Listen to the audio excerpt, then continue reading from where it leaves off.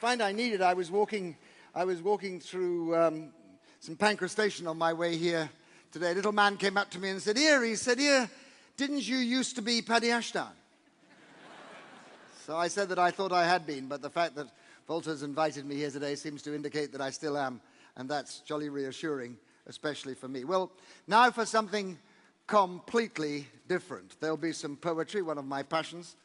By the way, this thing says 8:41. Shouldn't it say something else? I was told I had 18 minutes. It'll go on. All right, thank God for that. Otherwise, you're in a real problem. So there'll be some poetry, there'll be some history, and I shall unveil for you, mostly tongue-in-cheek, Ashdown's third law for the modern age. The poetry, and I don't suppose there's anybody here, this being not an Anglo, well, la langue maternelle, c'est pas anglaise, mais there's a poem written by a very famous English poet at the end of the 19th century. It was said to echo in Churchill's brain in the 1930s.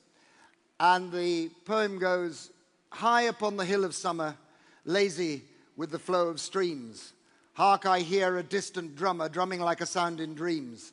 Far and near and low and louder on the roads of earth go by, dear to friend and food to powder, soldiers marching soon to die." Those who are interested in poetry, the poem is The Shropshire Lad, written by A.E. Housman. But what Housman understood, and you hear it in the symphonies of Nielsen too, was that the long, hot, sylvan summers of stability of the 19th century were coming to a close, and that we were about to move into one of those terrifying periods of history when power changes. And these are always periods, ladies and gentlemen, accompanied by turbulence and all too often by blood. And my message for you is that I believe we are condemned, if you like, to live at just one of those moments in history, when the gimbals upon which the established order of power is beginning to change, and the new look of the world, the new powers that exist in the world, are beginning to take form. And these are, and we see it very clearly today, nearly always highly turbulent times, highly difficult times, and all too often very bloody times. By the way, it happens about once every century. You might argue that the last time it happened, and that's what Housman felt coming and what Churchill felt too, was that when power passed from the old nations, the old powers of Europe, across the Atlantic to the new emerging power of the United States of America, the beginning of the American century. And of course, into the vacuum where the two old European powers used to be, were played the two bloody catastrophes of the last century. The one in the first part and the one in the second part, the two great world wars. Mao Zedong used to refer to them as the European civil wars, and it's probably a more accurate way of describing them. Well, ladies and gentlemen, we live at one of those times. But for us, I want to talk about three factors today. And the first two of these, is about a shift in power. And the second is about some new dimension, which I want to refer to, which has never quite happened in the way it's happening now. But let's talk about the shifts of power that are occurring to the world. And what is happening today is in one sense frightening because it's never happened before. We have seen lateral shifts of power, the power of Rome, the power of Greece passed to Rome, and the power shifts that occurred during the the European civilizations. But we are seeing something slightly different. For power is not just moving laterally from nation to nation, it's also moving vertically. What's happening today is that the power that was encased, held to accountability, held to the root of law, within the institutions of the nation state, has now migrated in very large measure onto the global stage. The globalization of power, we talked about the globalization of markets, but actually it's the globalization of real power. And where at the nation-state level that power is held to accountability, subject to the rule of law, on the international stage, it is not. The international stage, on the global stage, where power now resides, the power of the internet, the power of the satellite broadcasters, the power of the money changers, these vast, huge money go round that circulates now 32 times the amount of money necessary for the trade it's supposed to be there to finance. The money changers, if you like, the financial speculators that have brought us all to our knees quite recently. The power of the multinational corporations now developing budgets often larger than medium-sized countries. These live in a global space which is largely unregulated, not subject to the rule of law, and in which people may act free of constraint. Now, that suits the powerful, up to a moment. It's always suitable for those who have the most powerful to operate in spaces without constraint. But the lesson of history is that sooner or later, unregulated space not subject to the rule of law, becomes populated not just by the things you want, international trade, the internet, etc., but also by the things you don't want. International criminality, international terrorism. The revelation of 9/11 is that even if you are the most powerful nation on earth,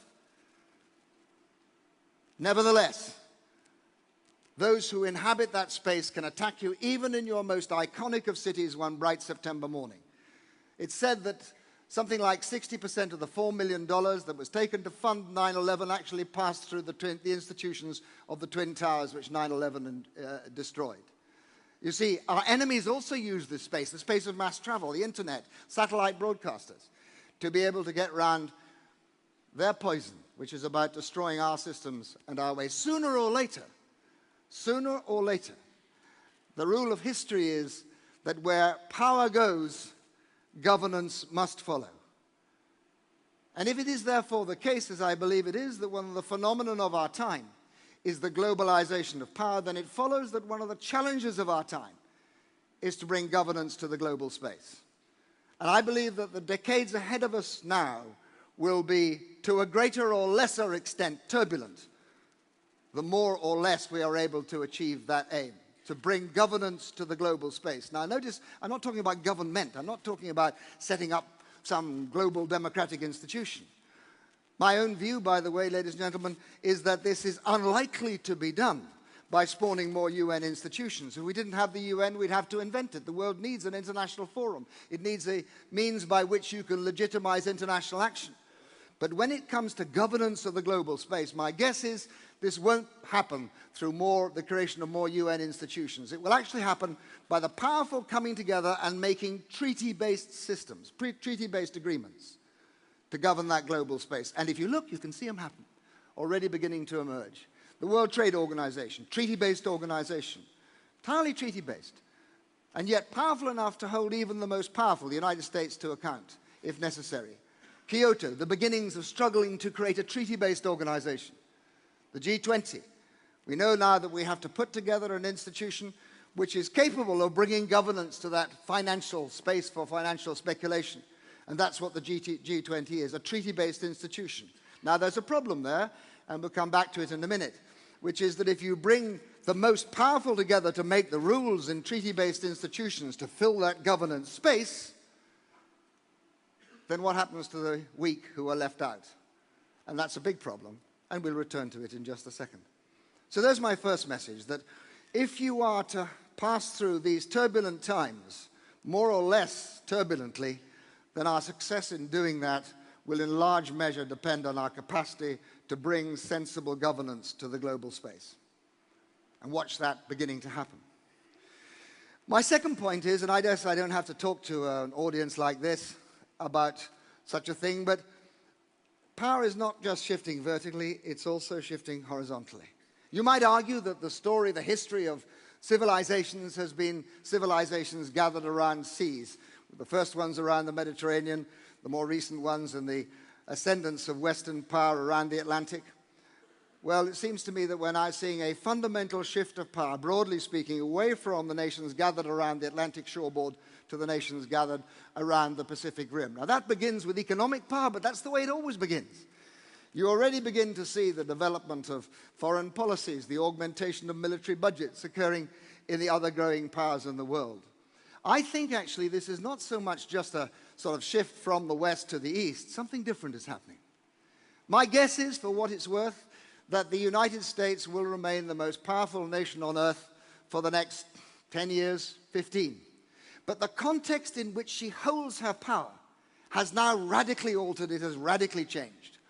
We are coming out of 50 years, most unusual years of history, in which we have had a totally monopolar world, in which every compass needle, for or against, has to be referenced by its position to Washington. A word bestrode by a single colossus. But that's not a usual case in history. In fact, what's now emerging is the much more normal case of history. You're beginning to see the emergence of a multipolar world. Up until now, the United States has been the dominant feature of our world. They will remain the most powerful nation, but they will be the most powerful nation in an increasingly multipolar world. And you begin to see the alternative centers of power building up. In China, of course, though my own guess is that China's ascent to greatness is not smooth. It is going to be quite bumpy as China begins to democratize her society after liberalizing her economy. But that's a subject of a different discussion. You see India, you see Brazil. You see increasingly that the world now looks actually, for us Europeans, much more like Europe in the 19th century. Europe in the 19th century, great British Foreign Secretary Lord Canning used to describe it as the European concert of powers. There was a balance, a five-sided balance. Britain always played to the balance. If Paris got together with Berlin, Britain got together with Vienna and Rome to provide a counterbalance. Now notice, in a period which is dominated by a monopolar world, you have fixed alliances. NATO, the Warsaw Pact. A fixed polarity of power means fixed alliances. But a multiple polarity of power means shifting and changing alliances. And that's the world we're coming into, in which we will increasingly see that our alliances are not fixed. Canning, the great British Foreign Secretary, once said, Britain has a common interest but no common allies. And we will see increasingly that even we in the West will reach out, have to reach out, beyond the cozy circle of the Atlantic powers to make alliances with others if we want to get things done in the world. Note that when we went into Libya, it was not good enough for the West to do it alone. We had to bring others in. We had to bring, in this case, the Arab League in. My guess is Iraq and Afghanistan are the last times when the West has tried to do it themselves and we haven't succeeded. My guess is that we're reaching the beginning of the end of 400 years. I say 400 years because it's the end of the Ottoman Empire, of the hegemony of Western power, Western institutions, and Western values.